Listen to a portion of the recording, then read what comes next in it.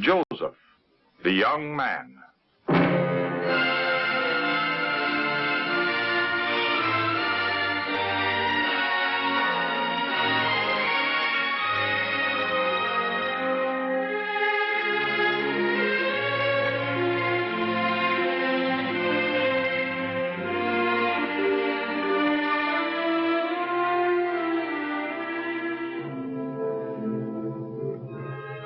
Almost 4,000 years ago, there lived in the land of Canaan a man with great wealth and many sons.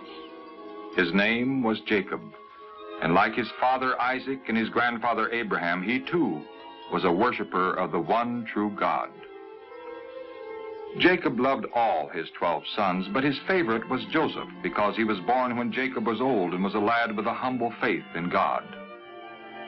To show his love for Joseph, Jacob had given him a beautiful long robe. And when his brothers saw that their father loved Joseph more than any of them, they hated Joseph. They hated him even more because of 2 dreams he had. Father, I had another dream last night. A dream even more strange than the one before, where my brother's bundles of grain bowed down to my bundle. What was it, Joseph? Well, this time, the sun, the moon, and 11 stars were bowing down to me. What's the meaning of this dream? Am I, your mother, and your brothers all to bow down to the ground to you? Dreams were not taken lightly in those days, for God sometimes revealed his plans to people in dreams. So Jacob kept in mind what Joseph had said. But his brothers were so jealous of him, they secretly wished they were rid of him once and for all.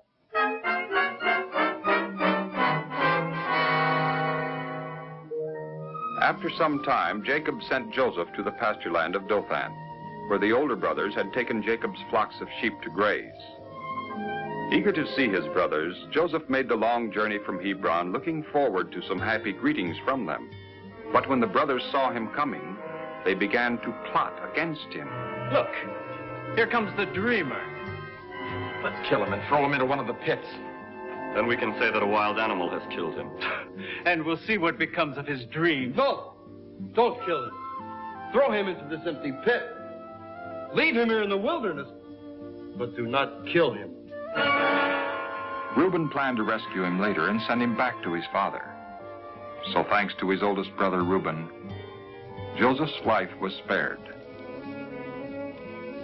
When Joseph came to them, they jumped on him and tore off the long robe he was wearing. Ignoring his cries of protest and his struggling, they forcefully dragged him and finally let him down into the empty pit. Then they made ready to sit down and eat, paying no attention to Joseph's pleas for mercy.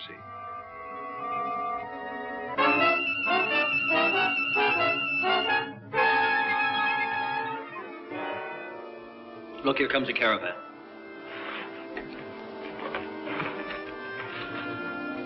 That's a caravan of Ishmaelite traders.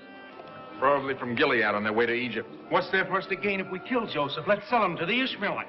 That's a good idea, Judah. Very fine, isn't it?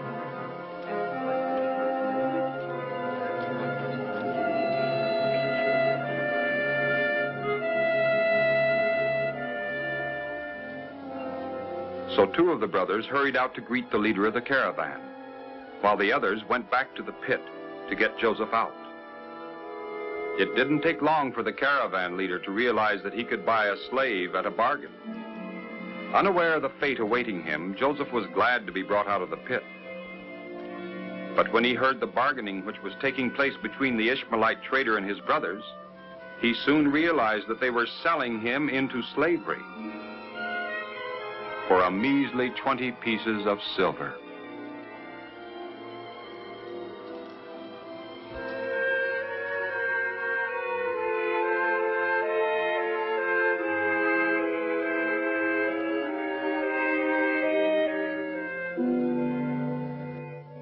Torn from his father's home and sold as a slave by his brothers, Joseph was left with but one hope and comfort: God, in whom he trusted.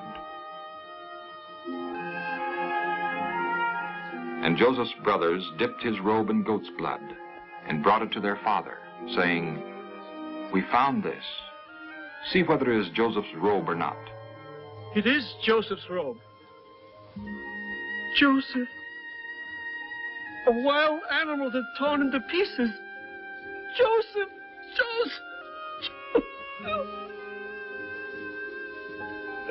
Don't try to comfort me. Let me go down into the grave to my son.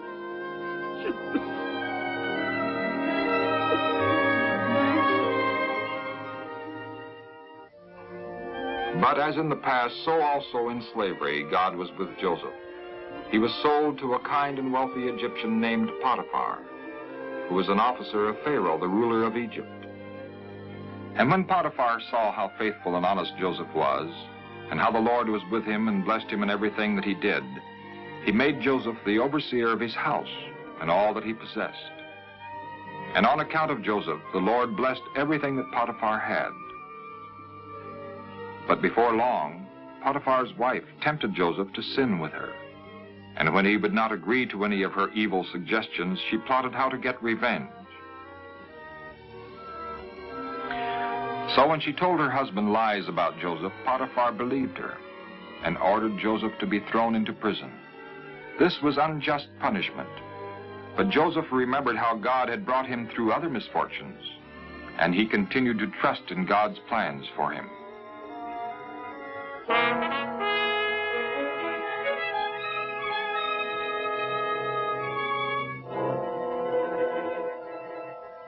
Also in prison, the Lord was with Joseph.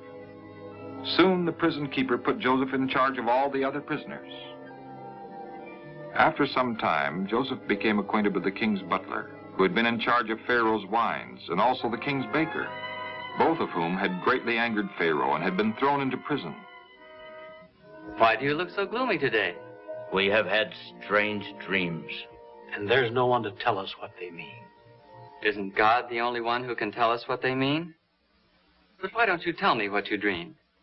In my dream, I saw a grapevine, and the vine had 3 branches. As soon as the vine budded, the clusters ripened into grapes. And Pharaoh's cup was in my hand.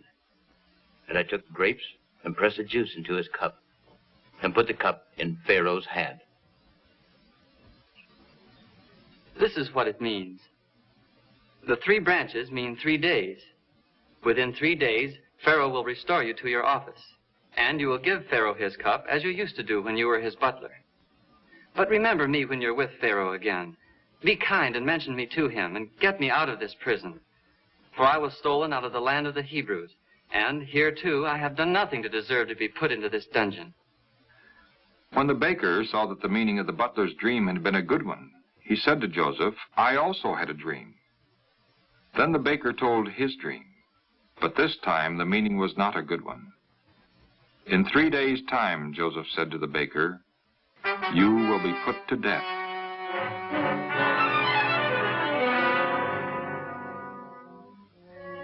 Everything happened just as Joseph had predicted.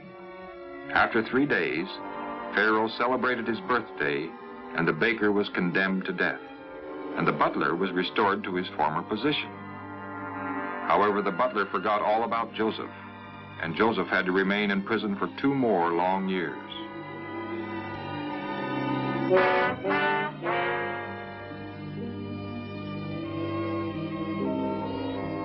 Then one day, Pharaoh, the ruler of Egypt, was greatly troubled. No one, not even the wisest men of the country, could tell him the meaning of 2 strange dreams he had had during the previous night.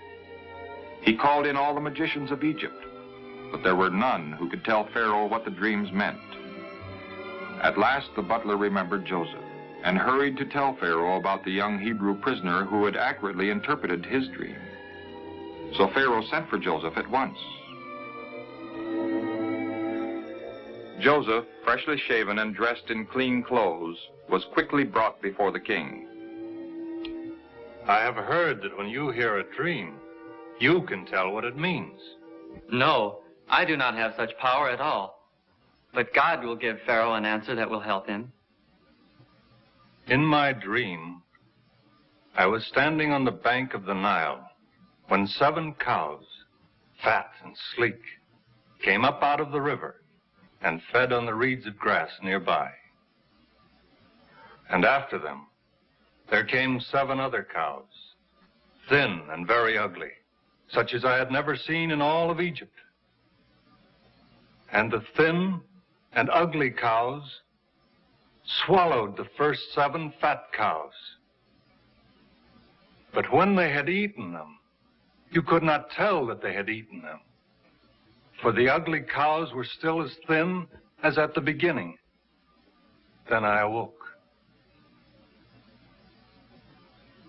In a second dream, I saw 7 ears of grain, full and good, growing on the same stalk. And after them, there sprouted 7 withered ears, thin and burned by the east wind. And the thin ears swallowed the 7 good ears. I told my dreams to the magicians, but no one could tell me what they mean. Pharaoh's dreams mean only one thing. God has revealed to Pharaoh what he is about to do. The 7 good cows are 7 years, and the 7 good ears are 7 years. You see that the 2 dreams have the same meaning. The 7 lean and ugly cows and the 7 empty ears mean 7 bad years, 7 years of famine. It is as I told Pharaoh. God has shown Pharaoh what he is about to do. There will come 7 years of great plenty throughout all the land of Egypt. Then 7 years of famine will consume the land. And that famine will be so severe that people will not remember all the food there had been in Egypt. The fact that Pharaoh has had 2 dreams shows that God has fully decided to do this, and that he will do it soon.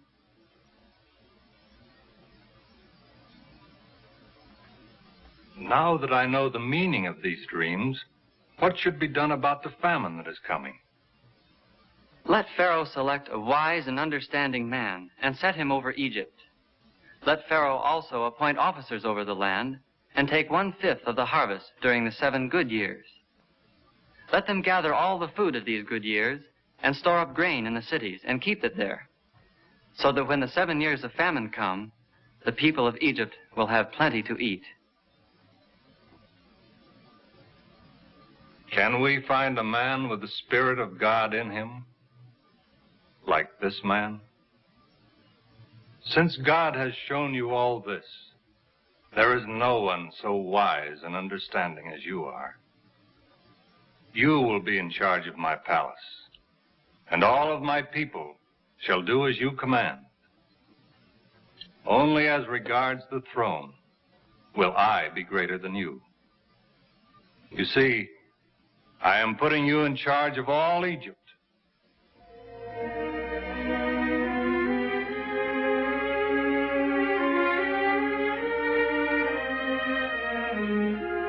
So at last God's purpose in bringing Joseph down into Egypt was becoming clear.